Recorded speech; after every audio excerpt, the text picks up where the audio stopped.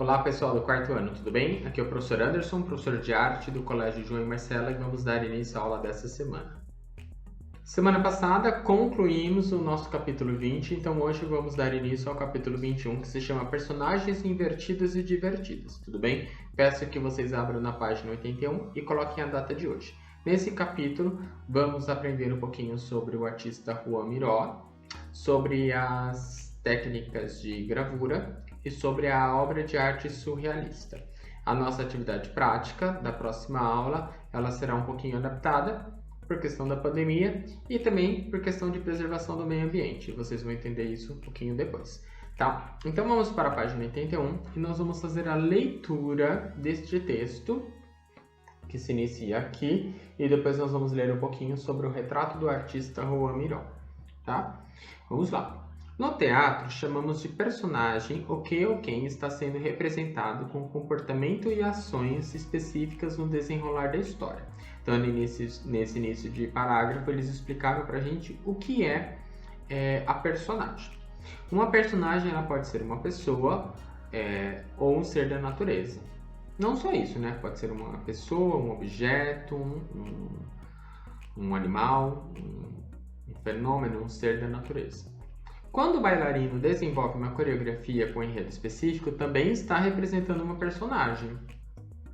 Na execução da coreografia realizada na aula anterior, você representou personagens indígenas, pois fizemos a brincadeira Yapu, que é uma brincadeira indígena.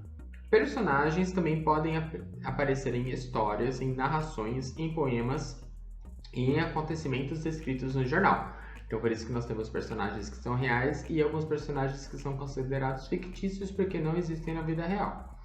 Conheça a seguir o artista Joan Miró e algumas personagens que compõem suas obras. Então, agora a gente vai ler um pouquinho do retrato do artista Joan Miró. Por quê? Porque ele tem uma obra chamada Personagens Invertidos, que a gente vai conhecer na próxima página. Ainda na página 81, Retrato do Artista. Joan Miró nasceu em Barcelona, na Espanha, em 1893 e morreu em 1983. Desde os 7 anos de idade, desenhava paisagens e retratos. O que são retratos? É quando uma pessoa desenha uma outra pessoa, ok?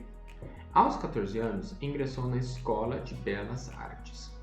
Embora seus pais não quisessem que fosse artista, seus professores elogiavam muito o seu trabalho. Simples e discreto, Miró tornou-se um artista muito famoso, produzindo cerâmicas, que são as peças feitas de argila, pinturas e gravuras, que faremos em breve. Ele costumava dizer que criar é um jogo livre. Continuando agora na página 82. Miró costumava dizer que criar é um jogo, então para ele produzir arte é como se ele estivesse jogando. Nós já sabemos que as peças do jogo de criação das artes visuais são as linhas e as cores. Então, assim como a gente joga dama, joga xadrez, para ele fazer arte era jogar. E as peças eram o quê? As linhas e as cores. A obra alegre de Miró, ao lado, possui formas cuidadosamente delineadas e densa aplicação de cores primárias. Que é esta obra aqui do lado, certo, pessoal? Miró gostava de utilizar cores vivas e extravagantes em suas criações. O conjunto de suas obras foi fortemente influenciado pelo surrealismo. Professor, o que é surrealismo? Surrealismo é um movimento artístico. Toda obra surrealista, ela mistura elementos da nossa realidade com elementos imaginários e reais, por isso que a gente considera surrealismo. Vocês já devem ter visto aquela máscara daquele pintor Salvador Dalí, sabe que tem um bigodinho bem compridinho? Ele é considerado o grande mestre do surrealismo, ao lado do Joan Miró e outros artistas também. Então, uma obra surrealista é uma obra que mistura elementos que a gente conhece de uma forma irreal. Então, por exemplo, seria um cachorro com asas, seria surrealista. Você já deve ter visto aquela obra do Salvador Dalí que tem um relógio que está derretendo, então é surrealista. Coisas que nós identificamos, mas de uma maneira irreal. Aqui nós temos o Fique por Dentro e eu vou pedir que vocês circulem assim como o professor fez. Tem aí a explicação do que é o surrealismo. Vamos lá? O surrealismo foi um movimento artístico surgido na França em 1924. As composições surrealistas não tinham como objetivo representar cenas reais. Lembra que eu falei que são obras que mostram paisagens, pessoas, qualquer elemento desses, mas de uma forma irreal. Então vocês vão olhar bastante para essa obra agora, tá? Vamos fazer leitura da imagem, igual nós fizemos no comecinho do ano, porque hoje nós temos um questionário para responder acerca dessa imagem. Para responder o questionário, vocês não vão ler um texto, vocês vão ler a imagem. Então observem as linhas, as formas, as cores, as figuras, tá? A gente volta já respondendo as questões, ok? 3, 2, 1... Página 83, podem colocar a data de hoje, nós vamos responder essas questões com base na obra que vocês viram na página 82. Então, a minha indicação é que vocês deixem o livro aberto assim. A gente responde aqui, olhando aqui, responde aqui, olhando aqui, tá bom? Vamos lá. Sobre a obra Personagens Invertidos, de Miró, responda as questões a seguir. Eu não vou escrever a resposta embaixo. A resposta é você que vai dar. Mas é lógico que eu vou comentar o que eu responderia. Então você tem que ficar atento. Vamos fazer como se a gente já estivesse no 5º ano, no 6º ano, né? O 4º ano já está finalizando. Então a gente vai dar um passo adiante. O professor não vai deixar tudo esmiuçadinho escrito aqui, certo? Vocês ainda têm vantagem da aula estar em vídeo. Vocês podem pausar e anotar. Pausar e anotar. E ainda voltar o vídeo, ok? Vamos lá. Questão 1. Quanto às linhas e às formas. Então agora vocês vão olhar na imagem e prestar muita atenção nas linhas e nas formas. A. Que tipo de linhas predominam na composição? O que significa a palavra predominar? Significa que tem mais. Que tipo de linhas predominam na composição? Linhas retas, linhas curvas. Quais são as linhas que mais aparecem? Linhas curvas, né, pessoal? Temos linhas retas, mas as linhas curvas, elas predominam. Então, resposta do A, que tipo de linhas predominam na composição? As linhas curvas. B. Elas sugerem formas conhecidas? Sim ou não? Vocês conseguem reconhecer alguma forma? Sim ou não? Bom, quem não conseguiu reconhecer nada, mas quem respondeu sim, poderia colocar o quê? Um círculo. Essas linhas sugerem o que a você? A cabeça de uma pessoa, a cabeça de um animal, né? É uma resposta pessoal, mas essas 3 respostas seriam possíveis, certo? 2. Quanto às cores. Então agora vocês vão prestar atenção nas cores da obra Personagens Invertidas do Juan Miró. A. Qual é a cor que mais aparece? Escutei alguém falando preto. Preto não é cor. Lembra que a gente conversou? Preto é um tom neutro, um elemento neutro. Então agora eu quero saber das cores. Qual é a cor que mais aparece? Vermelho. Muito bem, vermelho. B. Vermelho. Ela é primária ou secundária? Primária. Você se lembra quais são as cores primárias? Vermelho, amarelo e azul. E as secundárias? Verde, roxo e laranja. Então, o vermelho ela é uma cor primária. Então, B. Ela é primária ou secundária? Primária. C. A outra cor resultante da mistura dessa cor com outra cor primária? Qual? Vamos ler de novo? Nós estamos falando do vermelho, não é? Então, fiquei com o vermelho na cabeça. A outra cor resultante da mistura dessa cor, do vermelho com outra cor primária? Qual? Então, qual cor que o vermelho faz, né, junto com outra primária? O vermelho, ele pode se unir com o azul e criar o roxo, e ele pode se unir com o amarelo e criar o laranja, certo? Aparece roxo ou laranja nessa obra? Sim ou não?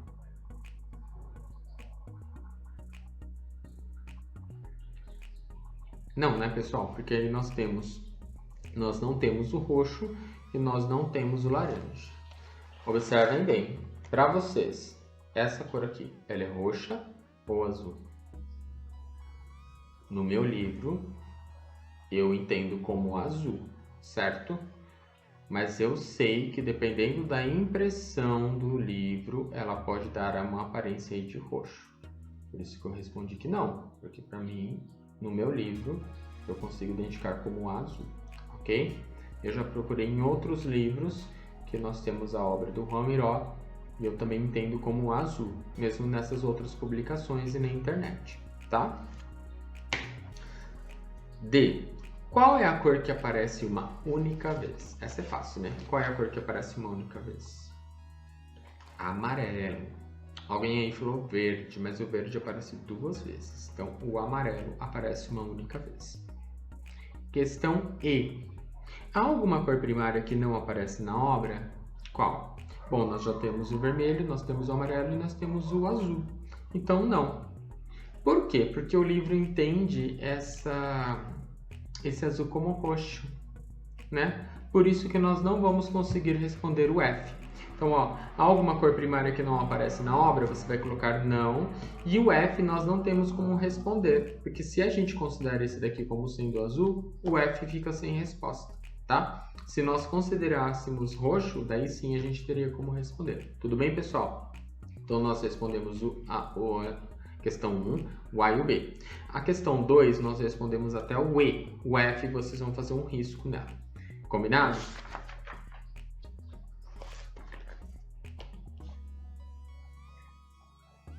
E agora nós vamos para a atividade do capítulo 22, a matriz para impressão. Tudo bem? Nessa atividade, a matriz para impressão, nós vamos ver o significado de impressão, nós vamos ver o significado de matriz, só que nós vamos mudar um pouquinho a utilização de materiais. Não só porque estamos distantes, né, por conta da quarentena, mas por questão de produção de lixo e do meio ambiente, que eu já vou explicar para vocês. Abram agora na página 84, nós vamos começar. A matriz para impressão. Existem muitas maneiras de se reproduzir um desenho. Então, vamos lá. As gravuras, que a gente tanto fala, como eu falei há um tempinho atrás sobre o Juan Miró, é o processo de você ter várias cópias de uma obra de arte. Então, ó, que é a reprodução de um desenho. Eu posso ter essa obra original e posso ter várias cópias dela. Mas não cópia de tirar uma foto e imprimir, não cópia de tirar um xerox, cópia artística mesmo, uma cópia manual. Mais ou menos como acontece com a xilogravura, que vai retirando várias cópias. Você já deve ter estudado um pouquinho sobre o cordel, onde nós temos uma matriz de madeira que vão tirando várias cópias, ela vai sendo reproduzida. Então, existem várias maneiras disso acontecer. Fique por dentro. A impressão é um procedimento que permite que a obra de arte tenha várias cópias, reproduzidas a partir da forma gravada em um suporte que chamamos de matriz. Então, a matriz é o original. Há várias formas de gravar uma imagem e uma delas é criar um tipo de relevo, que é o que as pessoas fazem no cordel, por exemplo. Eles pegam um pedaço de madeira, eles vão talhando, batendo, cavucando, né, a madeirinha e fica ali como se fosse um carimbo. Aí, quando você quer tirar uma cópia, você passa tinta e vai imprimindo, ou vai carimbando, certo? Vamos utilizar a técnica de impressão e fazer como o Miró, grafando personagens invertidas. Então, o que vocês vão precisar fazer para a próxima aula? Olha só, aqui na página 95, pede para vocês o quê? Alguns materiais. Então, pede para vocês terem barbante, papel, cola.